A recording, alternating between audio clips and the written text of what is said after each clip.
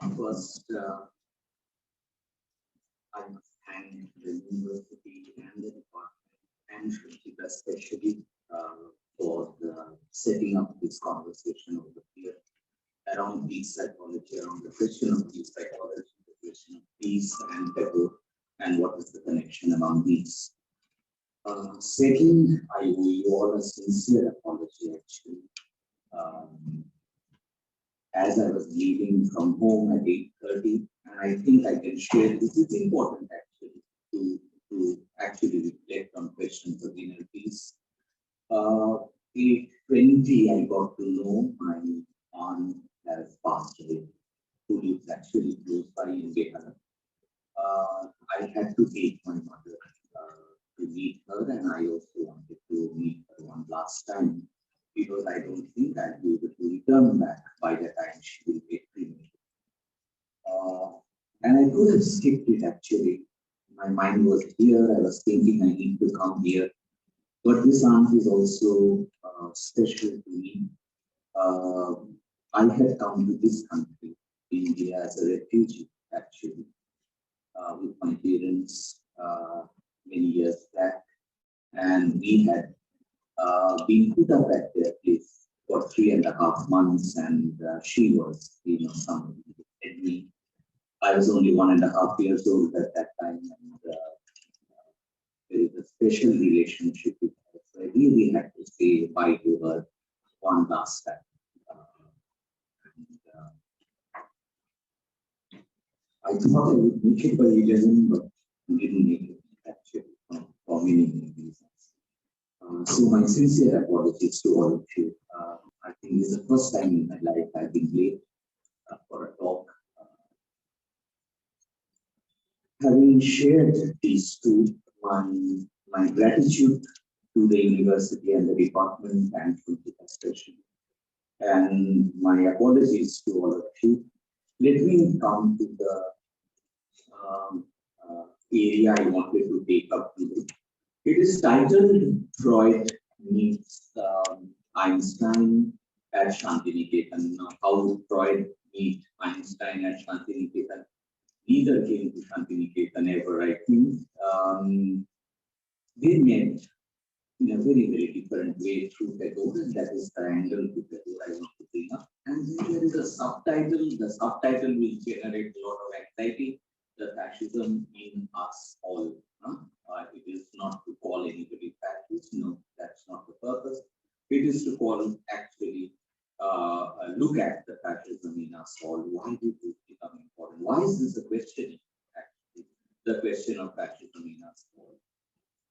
Let me start with what was the Freud-Einstein-Tagore connection? How do these three get connected? Actually. Not because they met, they had a conversation, of course they had all that, but I'm not going that way today. It starts off actually from a question, a letter Albert Einstein wrote to Sigmund Freud. The letter to Sigmund Freud, Einstein had a question. And the question was, why war? You can expand the question to ask why violence, why war, why violence, why do we still have wars? And Einstein was looking at, First World War and all of that, and asking this question to Freud, why war? His assumption was that Freud was a psychologist, psychoanalyst, and Freud would be able to answer this question. Freud wrote a reply, a long reply actually, which again goes to Einstein in the form of a letter. And in this letter, Freud disappoints Einstein actually and says, what is so surprising that there is war and there is violence? He said it is not surprising. The assumption Einstein had was that we had moved from an older times, which had a lot of violence and largely brute individual might. Brute individual might means the power of one person, the head of a community, the head of a tribe. the power of one person over many. Freud replied to Einstein that we haven't moved, as you assume, from the power of individual might to a regime of rights, to a regime where we decide right, what is right, what is wrong, what are rights, what are our rights, etc. Einstein's assumption was that we were in modernity and we had already reached a regime of rights. So Freud argued, and this is the only thing we need from this conversation for Tagore. Freud argued, we haven't moved from individual might to right. And this is the disappointing point Freud makes. He argues that we have moved from individual might to collective or community might. So he argued that the place of the individual has now been taken over by a group, a community, a collective. Okay. If I went deep into totem and taboo, I would have shown actually how actually this happens. With the diminution of the power of the father, how it is the collective of sons to take over. And we'll always have to use the male gender over here. The sons take over from the father and they become the collective mind. So Freud disappoints Einstein and says no, and speech psychology is important, that no, we haven't moved from a regime of individual might, brute power, violence, to a world of kind of peace, understanding, rights. We haven't moved. That's an illusion. And that is where Freud problematizes our faith in modernity. We all feel, oh, we have moved to modernity. It's not those earlier times. Okay. Earlier times were very violent. Our times are better, etc., etc. Neither Freud nor I have any faith in this. The last 100 years have seen the maximum amount of violence. Okay. So that faith I don't have in modernity at all. Sorry to disappoint you all now. These 100 years have been the most violent actually in history. Perhaps there is no count like that, but the kind of violence we have seen in the last 100 years is unthinkable actually. Which also makes the question of peace psychology important, not just outer peace, but inner peace. Tagore responded to this debate in his own way. And there was a difference in the way Tagore responded. And that is what I want to open up for us. Tagore as a kind of, what should I call it, peace psychologist. What is the element of peace psychology we can learn from Tagore? We can get from his works. Now this is furthered. I'm only creating the preamble to come to Tagore. Okay? So the first preamble has been created, that we haven't moved to rights. We haven't moved to modernity. Right? Modernity is sometimes to be a grave, actually. There is so much death and violence. There's so much war there in modernity, actually, in the last 100 years, which looks great, but actually to me it looks very, very bloody. Very, very blood splattered the last 100 years. So this question is troubled further by a preface Michel Foucault, the French philosopher, writes to Anti-Oedipus, a book by Deleuze. The names are not important over here actually, the idea is important, and Foucault writes in that book, the preface to the book. The main problem in modernity is how we have seen an expansion of violence rather than a reduction of violence. And Foucault, to pushes us towards a point which I think Tagore anticipated a little before Michel Foucault. And that is that line after the colon, the fascism in us all. Our usual tendency is to call somebody fascist and exempt us from that.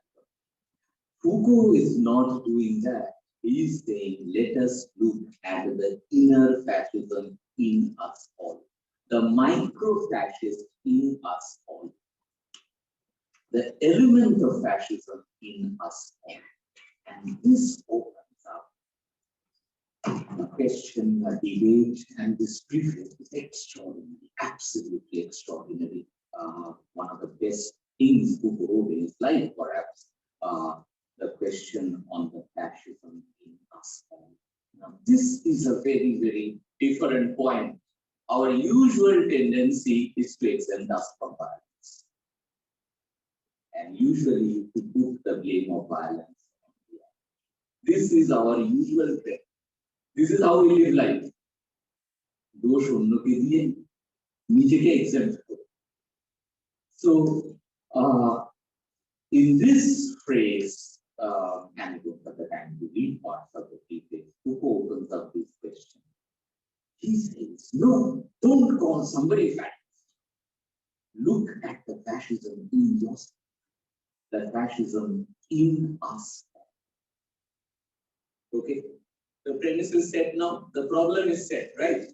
Modernity doesn't look to be a great thing. Okay, the last 100 years look to be violent, hugely violent. Okay, we do not only blame others for violence, which is our usual trend. There is violence in us, and it is important to look at the micro-fascism in us. How the state will come.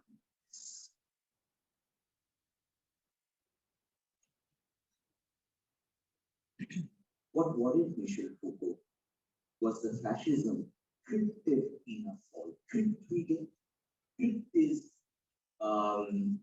secretly Foucault. Crypt comes from the church, Christian tradition. Crypt, C-R-Y-P-T, crypt, হচ্ছে লুকিয়ে রাখা. In Bengali, we have the best example of crypt, যেখানে প্রাণ ভোমরা থাকে. লুকোনো থাকতো প্রাণ ভোমরা, এই একটা লাইন বাংলায় গেল, ইংলিশে এটা nobody will get it in other language than Bengali. যেখানে প্রাণ ভোমরাটা জীবন কাটি, মরণ কাটি, that's the crypt. In a way, that's the crypt. We crypted. So Foucault is talking of the violence crypted in us, and why we haven't seen a diminution of violence, but an expansion of violence. Violence has increased rather than decreased. How would Tagore respond to this critical understanding of the human psyche? The problem is that the human psyche looks very aggressive and violent. It becomes an atlas of aggression, actually, the human psyche. Now, how does Tagore respond to this critical understanding of the human psyche? What Tagore did, and this is an angle I'm taking today, set up problem. What Tagore did was that he actually took some of his political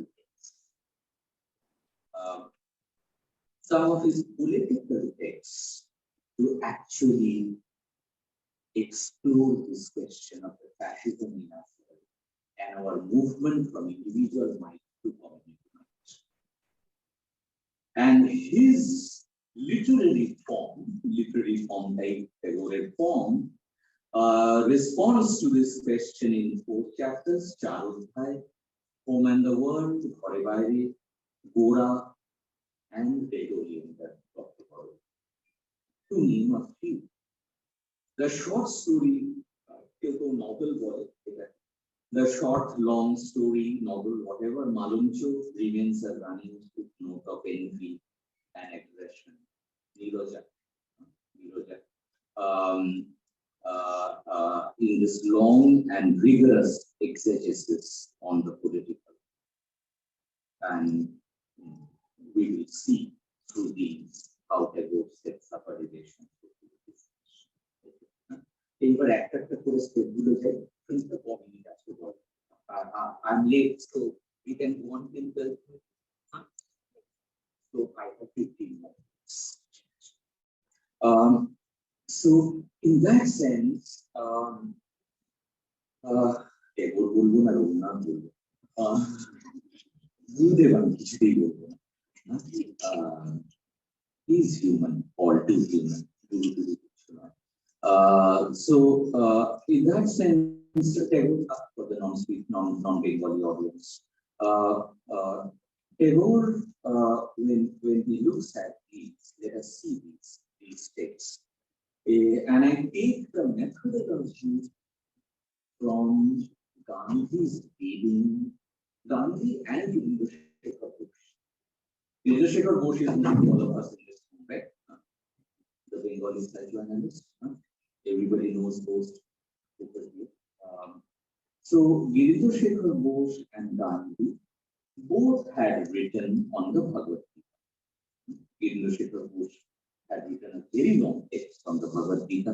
Gandhi had also written on the Bhagavad Gita. Actually, both had written on the Bhagavad Gita, more or less, একটু আগে পরে, same time. And both actually had seen the Bhagavad Gita and Mahabharata as a psychological text. As a text where these characters were mental states. They didn't say directly. Okay? So Duryodhan, Draupadi, Yudhishthir, Gandhari, Dhritarashtra, the blind king, all become mental states. Okay? They are actually mental states, envy, aggression, okay? Blind love for the sun, Dhritarashtra.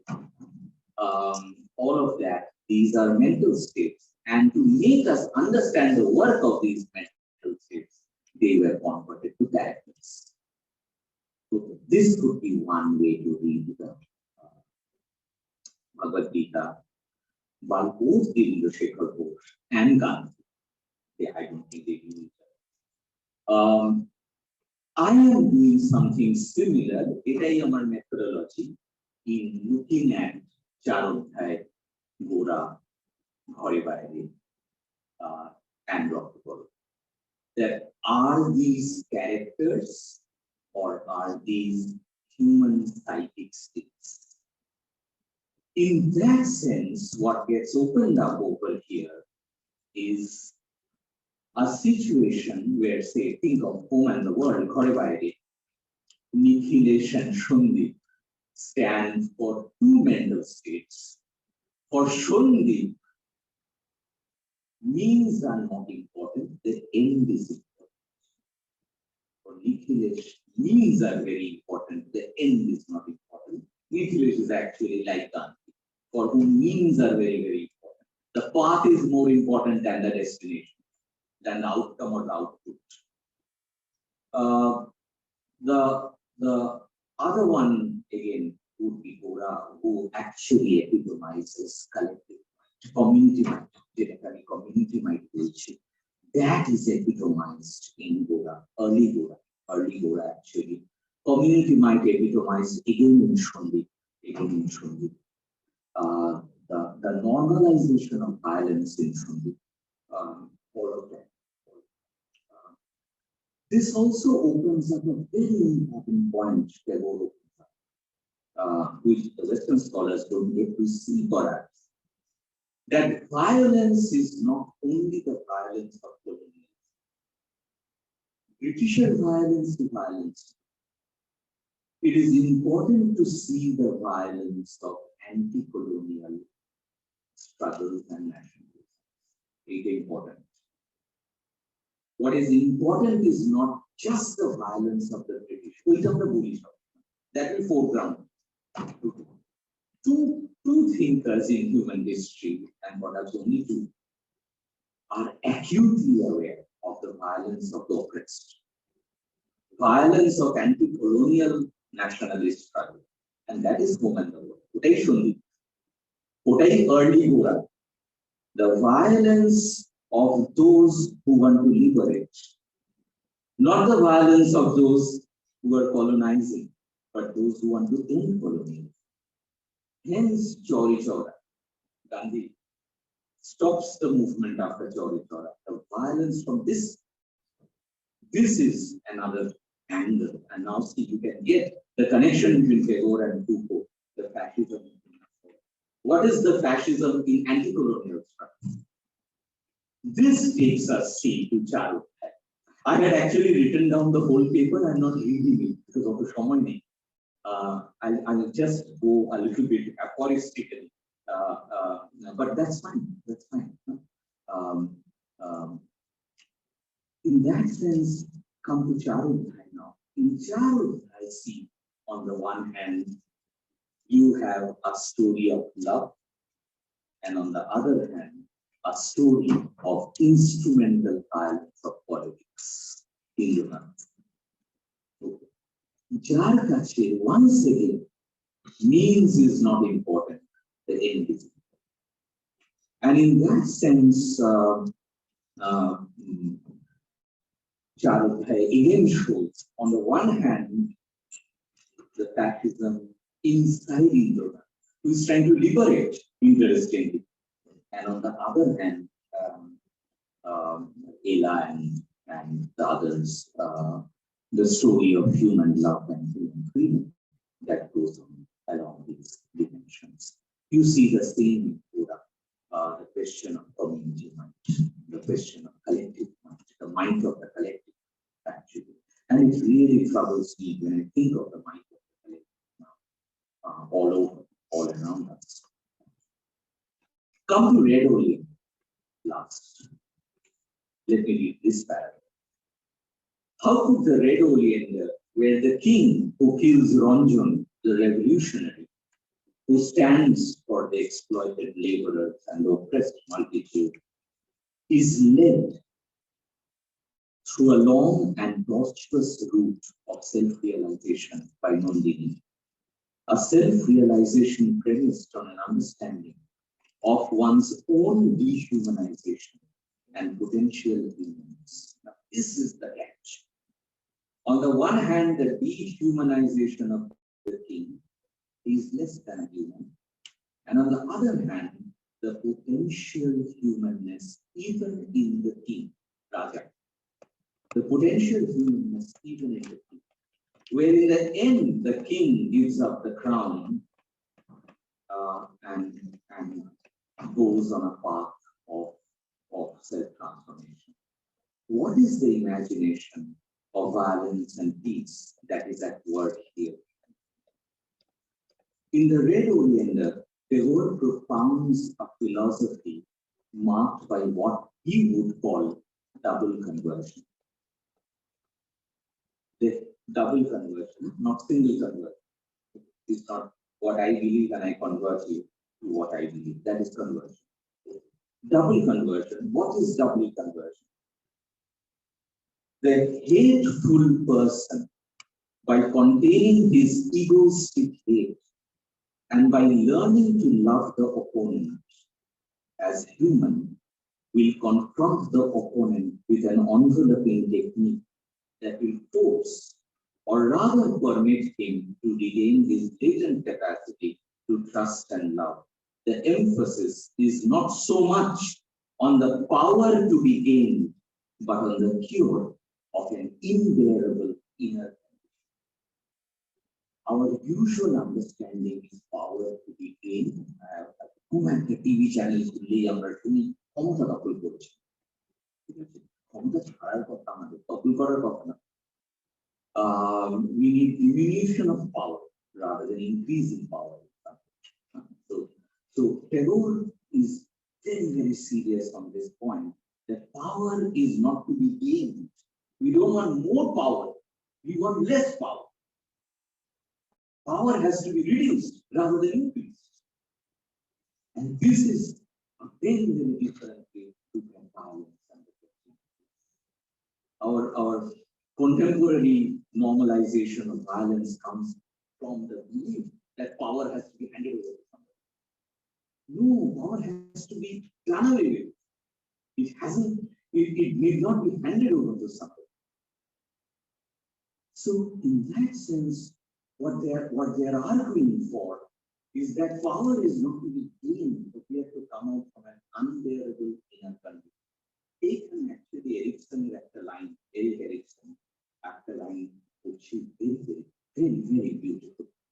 Psychology offers a method of intervening non-violently between our overbearing conscience and our raging emotions and affects, thus forcing our moral and our animal natures to enter into respectful difference. Our own, okay, the fascism in us all. Okay. So the question of power over here becomes important, and the question of coming out of an unbearable inner condition. A situation of oppression is an unbearable inner condition. An inner condition, the end product. A inner condition is an unbearable condition for both colonizer and colonized. This is the problem. Colonizer is not the only problem. Colonialism is a problem. And you also have internal colonialism. We have colonized the indigenous world. So colonialism hasn't ended. Please have no doubts on that. Okay, colonialism is continuing. What we now have is internal colonialism. So the Bengali language takes over the Santhali language. Okay. So we have internal colonialism now. It has not ended. Sorry to disappoint you again. Okay. What we need to end is not British rule in India. What we need to end is colonialism. Even our colonialism on others. How are we colonizers? That needs to be.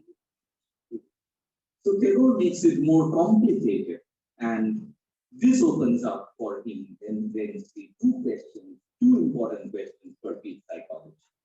One, don't transfer all the violence on the other. Let's have a mirror, not a torch, not a searchlight. Our usual tendency is to go around with a torch and a searchlight and color others with violence. Can psychology now have a mirror of the self? Is psychology a mirror of the self? It depends on how you define psychology. For me, it is a mirror of the self. Psychology is that one discipline that offers us a mirror to see how violent we are. The fascism inside us. And when you come very close to the mirror, what do you see? The wrinkles on the face, the white hair. I mean, so you come close to the mirror, you see the wrinkles on your own face and the white hair. And that is it. To look. Is psychology a discipline that offers us a mirror? And Tagore is somebody who is offering through his literary form a mirror to the political, to the human subject, to anti-colonial nationalism. Shundip and Nikhilesh, Indranath offer these mirrors to us. These are mirrors for us to look at our own life. So this is one angle, peace psychology could open up, a mirror for ourselves.